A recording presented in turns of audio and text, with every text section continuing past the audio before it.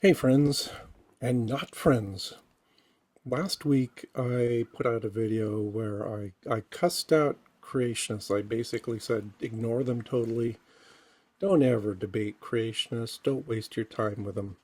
Which was kind of mean. Yeah, I was brutal in my own sort of soft-spoken way. But anyway, this week I thought I would mend a few fences and say, okay, I know what you creationists really want, and I will give you some hints, some suggestions how to accomplish your goal. So, you want to kill evolution. Yeah, I read the web pages, I see the books on Amazon, I know what you're after. You want to see evolution die, you want to destroy it. You're not doing a very good job of it, okay? It's hanging in there pretty good. So I thought I would do you guys the favor of taking a moment and actually explaining how you could accomplish the goals you see in those books over there. How to destroy evolution. Okay, so I came up with 5 things you could do. And the first one is really easy. Okay, this is something I do in exams in my classes too, is the first problem is always something really simple and easy so that the test takers will acquire a little confidence before moving on to the other questions. And I'm doing the same thing here. So I'm going to give you a gimme, a really easy thing you can do first to kill evolution. And this is it. Stop calling it Darwinism. Is this so hard for you to do? Okay, in my head, Darwinism is a 19th century idea. It's the stuff that Charles Darwin came up with. It was primarily natural selection plus sexual selection, but it didn't include any genetics. It was kind of the ox cart version of what we do now as evolutionary biologists. So when you start yelling at us that, oh, Darwinism, it's all wrong and you made this terrible mistake, what we're thinking is, okay, you're complaining about the ox cart trundling from London to China to deliver parsnips, while here we are, we're loading up our diesel-powered container ship with parsnips to send off just to Shanghai. Yeah, so don't do this anymore, okay? Now, see, that's easy, right? You acquire instant credibility, or rather, you lose the instant discredibility of using a term that doesn't apply to what we do. That's the first step. Got to get us to listen to you, right? So stop calling it Darwinism. Now, I do like Darwin. He was a smart guy. He did a good job. He came up with some key ideas. So I'm not dissing Darwin, but I am saying that it, it's 160 years old. The whole theory that he published. I just move on, everyone. We have, so you can too.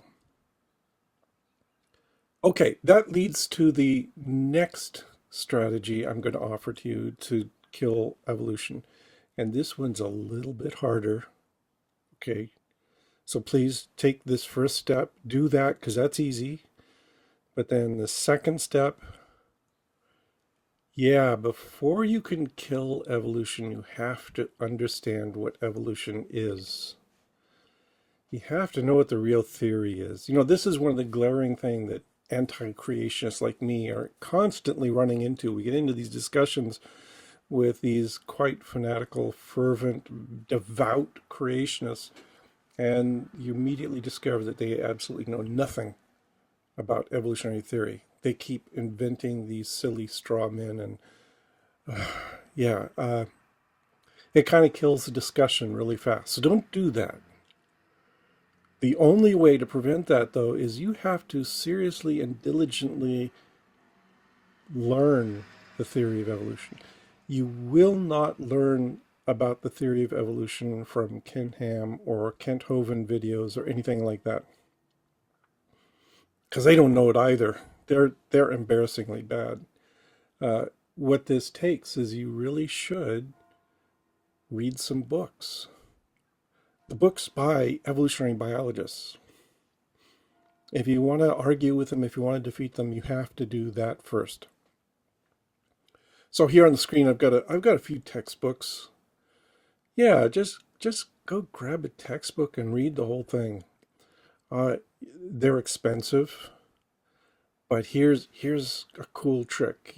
You don't have to get the latest edition. If you go to Amazon or wherever and get an older edition of these books, they haven't really changed that much, and you can get them for a much lower price. Okay, so get one of these books, read it through. Take it seriously. Don't read it thinking, oh, I'm going to look for loopholes and errors and then I'm going to jump on those little snippets of things I disagree with. No, you gotta actually take it seriously and read the whole thing for comprehension. And then you will be well prepared to argue with me because there are things in these textbooks I don't fully understand myself. So, if you read the whole thing and know it better than I do, you're ready to clobber me. Okay, so that's another important tip. Another thing I would recommend is actually take a class in this stuff, a class that isn't offered by a creationist. Go to your local community college. Community colleges are great.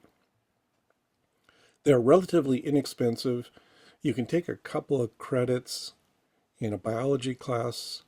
They might demand that you meet some prerequisites and so forth, but that's good background too. Take the introductory courses, then get into the advanced course in evolutionary biology. Oh, you will be so smart, so clever and well prepared, and you'll have so much you can say. So do that. That's Yeah, because as it stands, my undergraduates here are better prepared to wallop you with the facts of evolution than you are to counter them. So this is an important step. Understand the theory first. So many creationists are unprepared that way. You know, really, if you got your vision of evolutionary theory from Kent Hovind videos, and so many of you have, no, you've been learning the art of theater from a clown. Okay, don't do that. Okay, what else can you do? Here's the third step. You have to appreciate an important fact that, yeah, if you find a problem with evolutionary theory, I don't think you will, but that's my bias. But I'm sure you're confident that there's a deep flaw in evolutionary theory. The existing evidence doesn't disappear. It's still there. You still have to deal with all this stuff. This is one of the things that helped evolution get such a good head start in the first place, is that it provided a framework for understanding lots and lots of observations and experiments that had already been done. And so people adopted it because, hey, this works.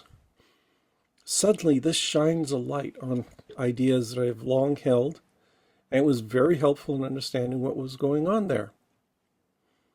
Yeah, so you can't just say, well, we're going to throw out evolution. We're going to toss the baby with the dishwater. No, because all these uncomfortable facts, these observations, all these publications will remain awaiting an explanation. So yeah, your theory, whatever it is, has to accommodate all the existing facts. And that's hard. That's one of the ways that Darwin was so good, because his idea helped understand so many other things about geology and geography and taxonomy, and yeah, it all fit together so nicely. You know, there's a word we love in science, and that's elegance. Do you have an elegant explanation? And no, the Bible is not an elegant explanation for science, okay? So just set that aside. You're going to have to come up with something better. Okay, what else do we have? Oh yeah, this one is aimed at a certain group of people, okay? Not necessarily your dyed-in-the-wool biblical creationist types. I see this so much. There's a whole group of people, people like Dennis Noble and Kevin Leyland and a bunch of these people who actually do have the training in biology, who actually, well, Noble, not so much. He's very narrowly focused, but they do have some knowledge of the science. They took classes, right? They read the books. But then what they have decided is that some quirky little idea of theirs is paradigm shifting characterization, or it's going to revolutionize all of evolutionary biology. You have to get that out of your head too. Okay? There aren't going to be paradigm shifts, there aren't going to be revolutions. There's going to be an incremental advance in our understanding. That if you do the work, you know, maybe you will come up with something really insightful and interesting. Again, remember, all I just showed you, all the previous data, it's still there. Your theory has to accommodate that, and that means that you're only going to get gradual improvements in the theory. The best you can hope for is getting a gradual improvement in the theory that leads in the direction you want it to. Not that that's very likely. Okay, because seriously, creationists, you're kind of absurd. But this is just another hint. You go through all the work, you study hard, you master our current comprehension of evolutionary theory, you're ready to make your breakthrough. Don't overhype it. Some scientists make that mistake. And then we just cringe and we dismiss them pretty quickly. But yeah, you're going to do better because you've got this hint, right? No extra hype. Okay, one last step. This is also an important one, is publish it. And do not publish it in a creationist journal. That will not be read. It will only be read by people who know nothing about biology and are already reflexively anti-evolution. What you want to do is you want to share your grand idea with people who will honestly critique it, who will look at it and use their wealth of experience to tell you, oh, well, this falls short here. This idea, I've got counter evidence against this idea. You want to get engaged with people who will punch holes in your theory. That's how it gets stronger. You've heard this concept of, you know, the Iron Man approach to a theory. Is that's what you want. You want a theory that is so robust that it is held out against the peer reviewers in these journals, and it's handled all this criticism, and it's just rock solid at this point. Then maybe you'll make some progress here. So yeah, you get the idea.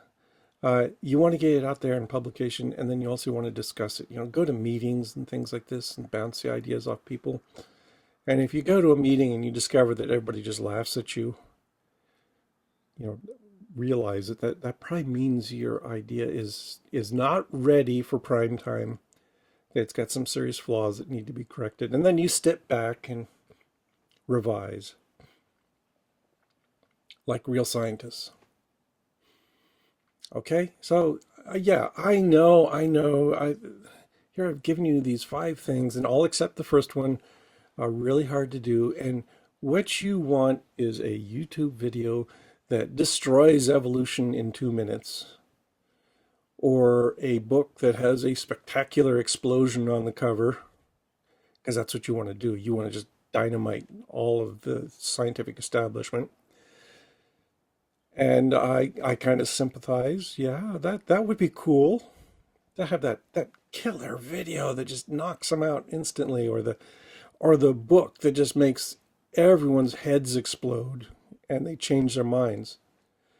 Uh, Not going to happen. Not unless you take these 5 steps.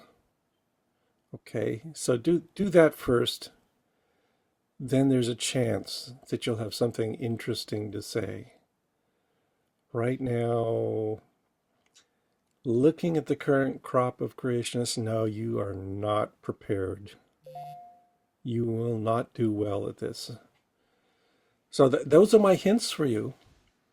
And trust me, I offer these sincerely. These are good, tried and true mechanisms for making a scientific theory advance or demolishing an old scientific theory. Sometimes scientists take a while to catch on, but you build this solid body of work, and history will tell. Also, another hint: quit saying that evolution is going to die in 5 years. I get a lot of that. I see a lot of that from the Discovery Institute, for instance. And no, it's not. Yeah, 20 years ago, they were making these claims about evolution going the way of the dodo in 5 years. Hasn't happened, has it? And it won't. Not unless you follow my specific instructions. So get to it. Okay, that's enough. I think this was a quick one, I hope. Not as long as the last one. I hope you take it to heart, because you got a lot of work ahead of you. You're going to have to get started right away. It's too late to sign up for fall term classes, but yeah, take some in the spring. Read some books. Do some studying ahead of time. I gave you a couple of books that you could read there. Good textbooks, solid. Yeah, Carl Zimmer's got this really nice book. It's beautifully written. You should take a look at that. Read the whole thing cover to cover. Okay, so let me end there. I'll just let my good old patrons from patreon.com scroll on by. I'll take a moment to just say my appreciation and thank these people for contributing to my well-being. Without them, I would not have paid off that legal debt that was oppressing me. And right now, I'm saving up the money. I still have some plans. So you're investing in science when you do that. There's all kinds of science gear I need to get for my lab, including some more camera gear. I'm planning some field trips, and these wonderful individuals are contributing to all that. Uh, as soon as I get some of this stuff, I'll be making a video about my investments. It's primarily going to be in spider science, so I hope you don't mind that. Spiders are cool. Yeah, this is the Halloween season. You should be appreciating spiders more. So yeah, look at these guys. Be like them. Patreon.com/PZMyers. If you don't want to do that, it's like only $1 a month. Um, Go ahead and like and subscribe this video. Even if you're a creationist, you should like this one, because I'm telling you, I'm giving you these hot tips. Get in there and do it. It's all great. Okay, thanks for everything, and see you next week. Yeah, this weekend is kind of busy, so there probably will not be another video this weekend, but next week for sure. Thanks for stopping by, and we will talk to you later.